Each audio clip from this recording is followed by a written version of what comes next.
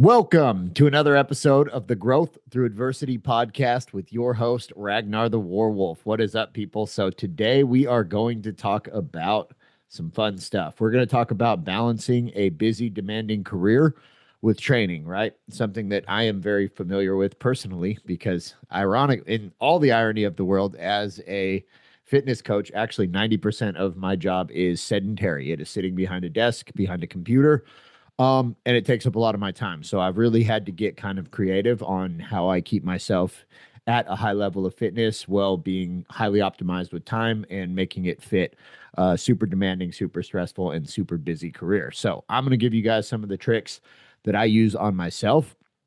And really, what I've found over the years is that you don't need more time. Time is not the issue. Time, we're all constrained on time. Everybody that's, not a 20-year-old kid living at their parents' house is tight on time, right? Work takes time, family takes time, everything that we do takes time. And it's all so time management is generally most people's problem. It's not that they don't have enough time, it's that they don't manage their time properly. And we won't go too deeply into time management. That's like a subject I could do a whole episode on.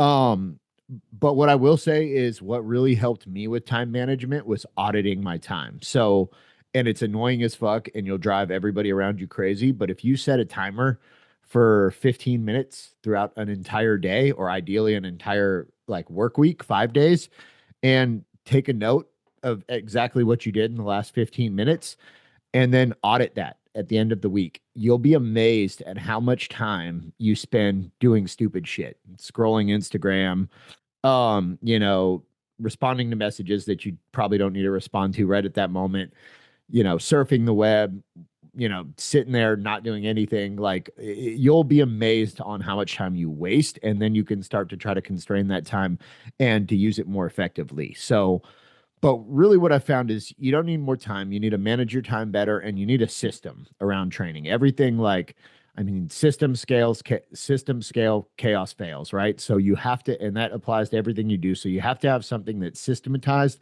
and that is designed to fit a super busy life, right? And if you do it right, like, I mean, there's no reason that in, 5 to 6 hours a week of training and meal prepping and doing the basic stuff, you can't stay lean, stay shredded, stay healthy, stay athletic, keep moving well, year round, right? Without getting burned out and just wasting a bunch of time. And you can also do it in such a way that you have relatively predictable progress. Now, it does vary from person to person, but you can do it with pretty predictable progress. If you don't, what I've seen is that you end up with like I've seen a lot of guys that get on this, on this craze where they're like, okay, I'm going to start a fitness journey, and so they go to the gym and they go like 6 days a week, 2 hours a day, and they do that for about 2 weeks, and they get burned out, right? Because it's not something you can sustain, and it's not something that you can stick to long time. When I was a professional athlete and I was fighting, we did train 6 days a week, and I trained 2 hours a day, but that was like literally all I did. You know what I mean? Like I didn't have and in fact, as this business started picking up, that was when I like had to retire from fighting because I couldn't invest the amount of time and energy that both of them needed to do both successfully. So I had to kind of pick. And, at 36 years old, this seemed like the smarter choice. Although I do miss fighting regularly. So, and then diet falls apart every time you have a travel week or every time that something just doesn't go your way. I hear that all the time, right? So again, and that's something that we're going to talk about how to deal with it. And you just overall end up stressed in with it to dealing with inflammation, exhausted, burned out, and you don't ever make progress. So you'll go to the gym for a little while and then you'll fall off. It's like a loop. It's like go to the gym for a little while, maybe start to see the first vestiges of progress, get burned out, get frustrated, stop, and then start from scratch 3 months later. So we don't want that, right? And that's kind of what helped me come up with the Primal Method. Is I originally built this basically for myself, you know what I mean? And I've just kind of refined it over the years. But what we really focus on is, and those of you that are in the program, you obviously know it's 3 to 4 days of hard training per week, right? At about the 45 to 60 minute range is what we're really shooting for. That's our target. And we want like 4 to 6 hard movements mixed in there. and we're either doing like a full body split or we're splitting it upper lower, something like that. So it's very efficient and we're getting a lot of frequency. So why low volume and high intensity works is because those high intensity sets give your body the stimulus that it needs to grow and adapt and change. You don't actually need a whole lot of like mediocre sets or a whole lot of kind of hard sets. You need like really one or two really, really hard sets, and that's enough stimulus for your body to get the signal of, hey, we're not really strong enough to do what we're trying, what's being demanded of us. And we don't have enough muscle mass to be doing what's demanded of us. And to start to grow and adapt and change, right?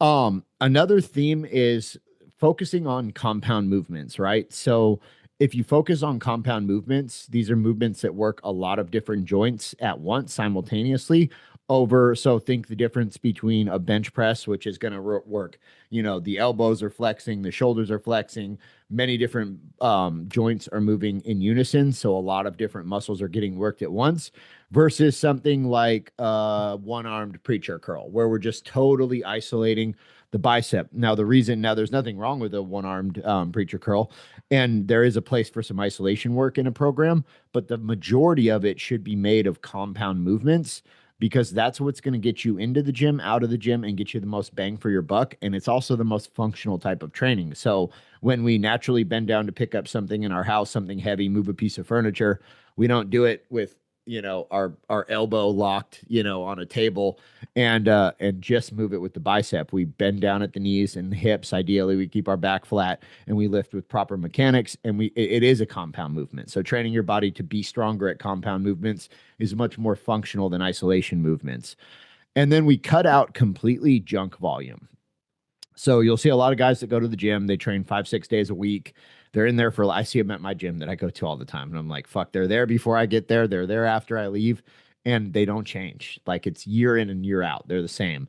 And you almost feel bad for them, but it's like, I don't really feel bad for them because they're doing it to themselves and the information's out there. And what it is that and I say it all the time. It's not doing more.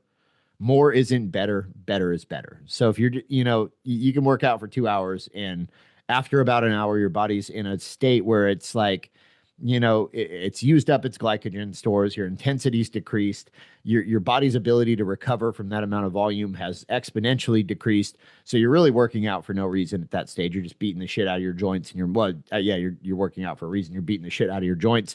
But you're not getting any like hypertrophic adaptation, right? So you're not getting any changes. You're not getting any strength changes. That ship has sailed. That's the 30-minute to 1 hour mark is where that you're going to get the best results in that. So we want to cut junk volume out. And again, we do that by, like I said earlier, we focus on low volume, but high intensity. And we focus on staying in an amount of volume that is effective, in a volume range that is effective, enough sets and reps that they're effective to give our body the stimulus that they need, but not so many that it cannot, recover from it. Might not be the platform. Yeah, dude, I'm old and fat. Me fighting on March 22 is not going to happen. I'm so far out of fighting shape. It's not even fun. I'm like 190 pounds right now, and I used to fight at 145. So yeah, that's a random question. I appreciate it. I'm a little humbled by it, but it's not going to happen. I had a guy on Instagram asked if I wanted to fight in March. I think it's a promoter asked if I wanted to fight in March. I haven't had a question like that in a while. That's humbling. All right. So I lost my train of thought there. And so minimize junk volume, right? We want effective volume in an effective volume range.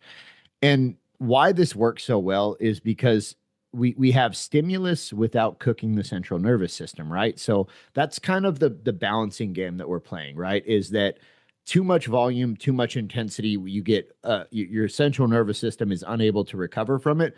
So if you think about recovery as like as a line, right? So this is your baseline. So if we have one line here, it's our baseline.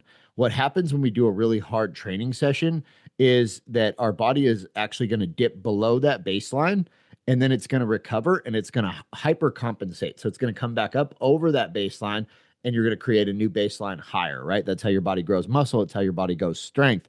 But there is that overcompensation. So you're going to have that dip.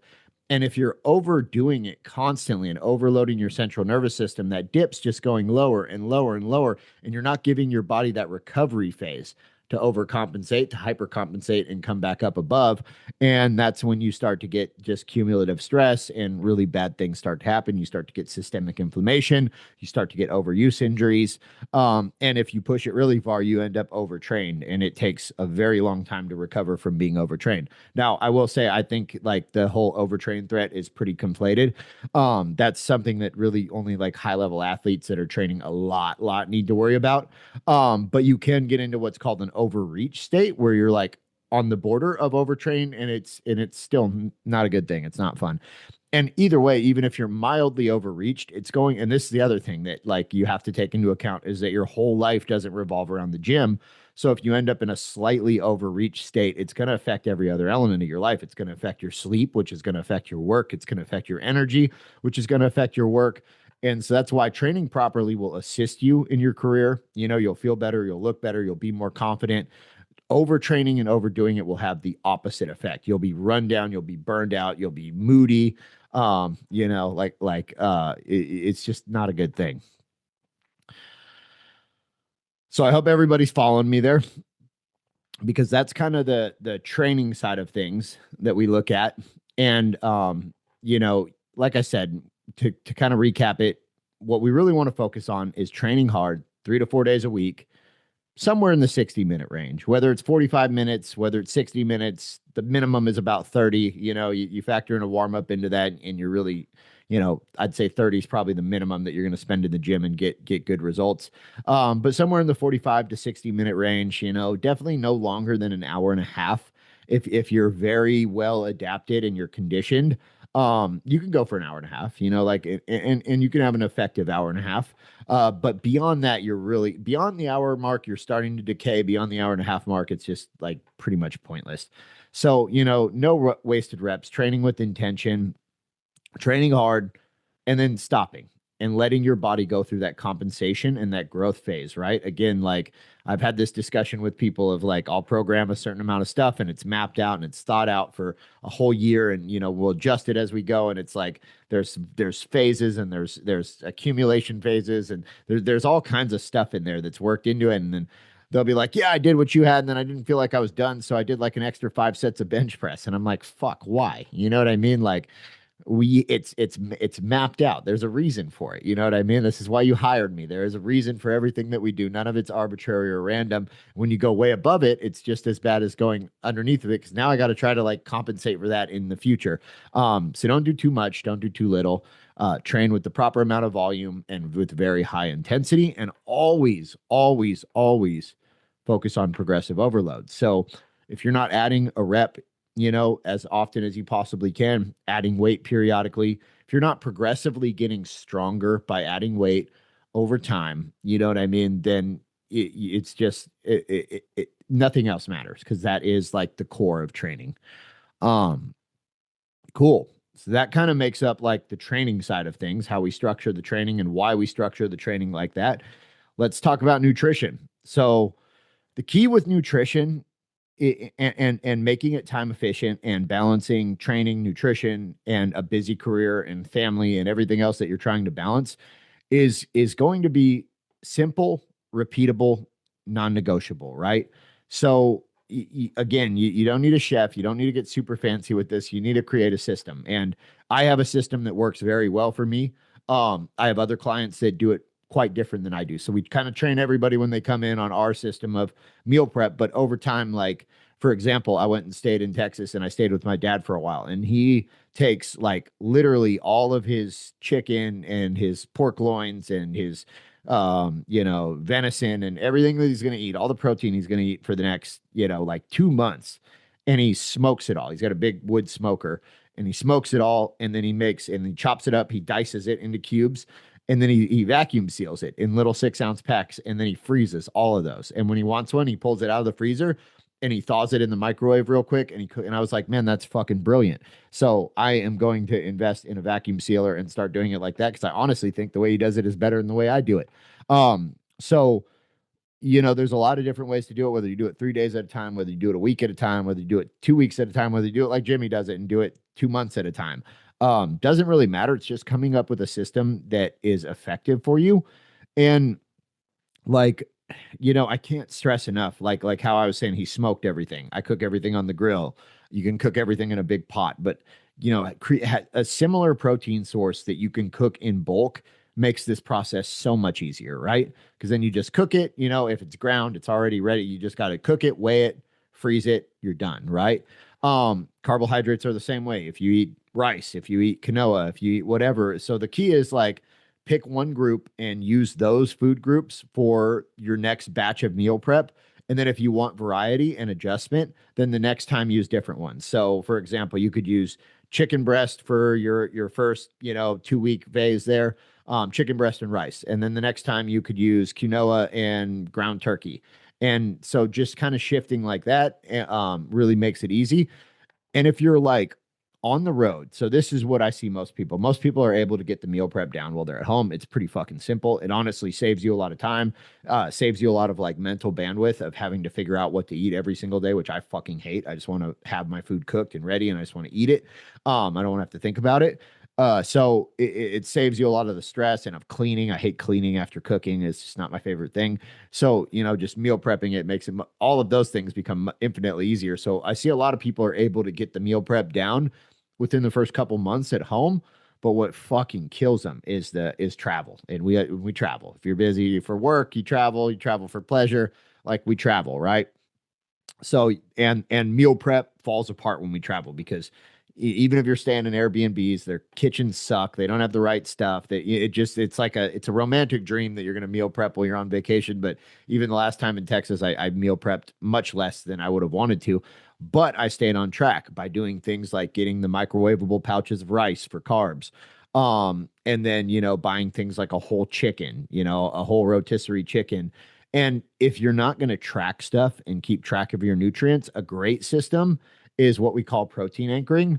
And that's just where like 50% of your plate is some kind of lean protein source, 25% of your plate is a carbohydrate source, and 25% of your plate is a vegetable source. If you do that, macronutrient wise, you're almost in line and you're able to just kind of like barbecues. That's what I'll do. I'll just grab a lot of protein and a little bit of the other stuff, and stay away from like the really scary stuff. But that can be a You very effective. post that breakdown that you just said with the vegetables and the protein and lean protein. Yeah, definitely. Awesome. Thank you. I think I have like a picture of a plate, but I'll post it in the group for you. Okay, perfect. Yeah, I will post that in there for you guys.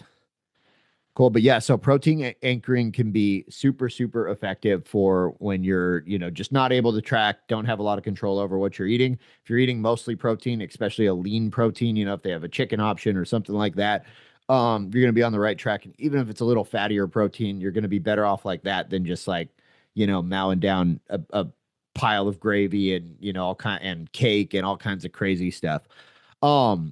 So, and why this is super important when we're traveling. And then also another thing that I'll do when I'm traveling is I'll cut my meals back. So instead of like 3 meals throughout the day, I'll make sure I'm hitting my protein goals.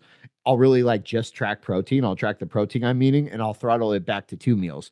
Cause I'm like, if I'm traveling, I don't have a lot of control over what I'm eating. I would rather be under my caloric goal and not get fat than be over it and start to gain weight, the wrong type of weight. And as long as I'm hitting my protein goal, I'm going to get relatively close. And even if I'm, 400 or 500 calories under, it's not going to kill me. It's not going to hurt me. It's temporary, right? But if I'm a month away and every day I'm 300 to 400 calories over, well, we're going to pack on 5, 6, 7 pounds on that trip. And that sucks. So the idea of traveling is you're not going to make a whole lot of progress a lot of the times. I mean, sometimes maybe, but you really want to maintain. You want to maintain staying in the habit of going to the gym, training, being active, making good choices. You want to maintain the habit of eating relatively well, and you want to maintain where you were at so that when you come back, you pick up where you left off. You don't have to make up 2 months. That sucks, right? It also helps keep your hormones stable and keep everything kind of balanced out because your body gets very used to eating clean and healthy and it likes it and it adapts to it. And if you kind of switch the flip the switch and go crazy on it, it's not going to love you for that. And then kind of the last thing that, we got to think about is that if we're going to talk about demanding careers and training is recovery and stress management. So, this is like the hidden multiplier, man. If you can get your recovery down, everything else, and it's probably the least, it's probably the thing that people think about the least is recovery. But remember, it's 50% of the equation. 50% of the equation is going to the gym, breaking down the muscles. The other 50% is eating the right foods, taking the right supplements, and sleeping and recovering properly, right? So you can do all that hard work on the front end, but if your back end sucks, then your body's not going to change and you're just going to stay where you're at. So recovery wise, sleep is a controversial subject. So definitely the data says that somewhere in the 7 to 9 hour range is the best. Now, I will add the caveat that I am a firm believer that different people are different and have different tolerances and needs for sleep. So I think as equally as just trying to hit an arbitrary number, I think it's kind of figuring out where you feel good. And what I really look for is if you're so fucking exhausted during the day, you need, three white monsters to stay awake, or 10 cups of coffee. You're probably not getting enough sleep. If every time you sit down you're dozing off, you're definitely not getting enough sleep. And just kind of like how you feel, your mood and your energy level throughout the day. And if you feel good and you have good energy and you're not like falling asleep every time you sit down and you're at your desk during the day, you're probably sleeping enough. And if you are, then you're probably not. So you can kind of modulate that to how your body responds. But that's what I look for more than just an arbitrary number. But definitely getting the right amount of sleep for me, 6 hours is 6 to 7 hours is perfect. Under 6 hours, I feel it. Under 5 hours, I'm miserable. So I kind of know my numbers, and I just really try to make it a priority to make sure I get that 6 to 7 hour window. And another thing that can help that helps me a lot is an evening walk after work. So obviously, when I'm here in Alaska, I do it on a treadmill in the winter because it's not fucking cool outside right now. In my opinion, for walking, I don't really appreciate walking in -10-degree weather. So I set up my little treadmill in the living room, and I get about 20 to 30 minutes of brisk walk, maybe a ruck if I'm feeling frisky, and that can really help. Just kind of release the stress, get some endorphins going, kind of just wind down from the day, from being glued to all these blue screens all day, and just kind of get me ready to wind down phase. Sun exposure first thing in the morning, if you're somewhere that has sunshine, if you're one of the lucky ones, on your retinas specifically. So going outside without sunglasses is one of the best ways to train your circadian rhythm. That's your wake up time, and to really just anchor that as your wake up time in the morning and create a good cycle, right? Because that's like primordially that, when you woke up and the sun was on your eyes, that was, okay, it's time to be awake. And when the sun was gone, then it's like, okay, cool, it's time to be asleep or we're going to get eaten. So yeah, that can really help. And then just training, obviously, like hitting your workouts 3-4 days a week is going to really help improve your sleep. Um, and I was talking about this the other day. So things that you can watch. One of my favorite metrics is HRV, so heart rate variability. If you have a smartwatch, it'll track it. High heart rate variability indicates that your body is not stressed, that your systems aren't stressed. High would be something over 80, by whatever measurement they're using there. And low could indicate that you're getting sick, or that you're maybe slightly overtrained, you're not recovering well. Something's going on where you're stressed at like a neurological level. And it's something that I would kind of take note of. So, and low would be like sub 50, right? And you can track that. Again, don't track, watch trends, not day, it will shift day to day. But watch kind of trends. You'll see trends where you're trending higher and trends where you're trending lower, and they're just good to take note of. And then the other things are just kind of how you feel, like really keeping track of like your energy level, you know what I mean? Just all the different things that are going to, your sleep, just all, soreness, joint pain, all of those can be things, your body trying to let you know that something isn't necessarily right. And again, I always say it's easy to say this and it's difficult to do this, but try to compartmentalize stress as much as you can. Believe me, again, I add the caveat that I know that's easier said than done, but if you're carrying work stress home and you're not sleeping because of it and you're fucking super wound, believe me, I run my own business, I know how that goes.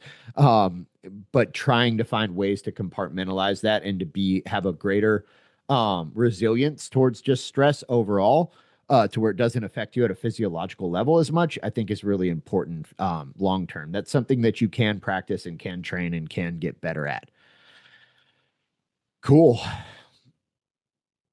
And that is basically like, I mean, that's kind of my TED talk for the day, man. I think that kind of covers the some of the stuff that has helped me over the years.